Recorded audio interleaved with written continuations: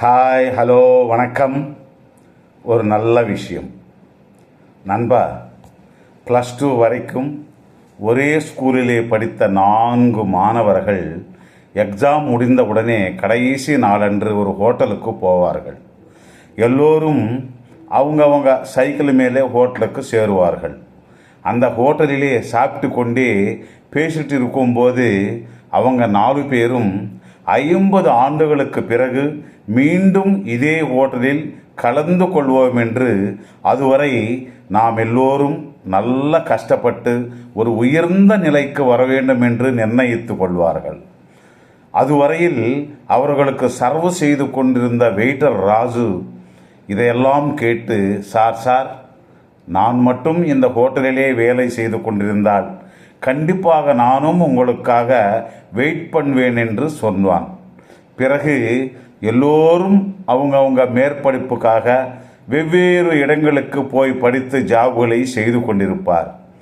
பார்த்து கொண்டிருக்கும் போதே காலம் வேகமாக ஓடிவிட்டது. இந்த 50 ஆண்டு காலத்திலே ரோட்ஸு, ஃப்ளைஓவர்ஸு, மெட்ரோஸு, சிட்டி ரூபமே மாறிவிடுகிறது. அவங்க கடைசியில் சாப்பிட்ட சாதாரண ஹோட்டல் 5 ஸ்டார் ஹோட்டலாக மாறிவிட்டது. வெயிட்டர் ராஜு இப்போ இந்த ஹோட்டல் ஓனர் ஆகிவிட்டான். 50 ஆண்டுகளுக்கு பிறகு அதே தேதியில் நிர்ணயித்தபடி மதியம் ஹோட்டல் டோர் முன் ஒரு மாடர்ன் கார் வந்து நின்றது. முதலில் ராமு என்கின்றவன் வந்து கார் இறங்கி அந்த ஹோட்டல் வராண்டாவில் நடந்து போகிறான். அவரிடம் 3 ஜுவல்லரி ஷோரூம் இருக்கு. மற்றொரு ராதா என்பவன் ஒரு மாதத்துக்கு முன்னாடியே அந்த டேபிள் ரிசர்வ் பண்ணிவிட்டான் என்று ஓனராக மாறிய வெயிட்டர் ராஜு சொன்னார். 1 மணி நேரத்துக்கு பிறகு ரஞ்சித் என்ற நண்பன் வந்தான். அவன் அந்த சிட்டியில் பெரிய பில்டர். ராமு ரஞ்சித்தும் 2 பேர் பேசிக்கொண்டு மற்ற 2 பேருக்காக எதிர்பார்த்து கொண்டிருந்தனர். 3வது நண்பர் ராதா 1/2 மணி நேரத்தில் அவங்களோட ஜாயின் ஆகிவிட்டான். ராதா பெரிய பிஸ்னஸ் மேன் ஆகிவிட்டான் என்று தெரிந்ததும் ரொம்ப சந்தோஷப்பட்டனர். அந்த 3 பேரும் சுப்புவை எதிர்பார்த்து கொண்டு இருப்பார்கள். 50 ஆண்டுகளுக்கு பிறகு நாம் மீட் பண்ணு ரொம்ப சந்தோஷமாக இருக்கிறது என்று பேசிக்கொண்டே, சுப்பு வரவில்லை என்று நேரமாகிறது, நாம் போலாம் என்று பில்லு கேட்டனர். உங்கள் பில் ஆன்லைனில் பே பண்ணிவிட்டார் என்று பதில் வந்தது. சுமார் 8 மணி நேரத்தன்று ஒரு இளைஞன் காரை இறங்கி அந்த ஹோட்டலுக்கு வந்து புறப்பட்டு கொண்டிருந்த அவர்களோடு, நான் உங்கள் ஃப்ரெண்டு சுப்புவின் மகன், என் பேர் ரவி.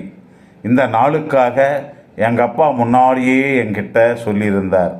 இந்த நாளுக்காகவே நானும் எதிர்பார்த்து கொண்டிருந்தேன்.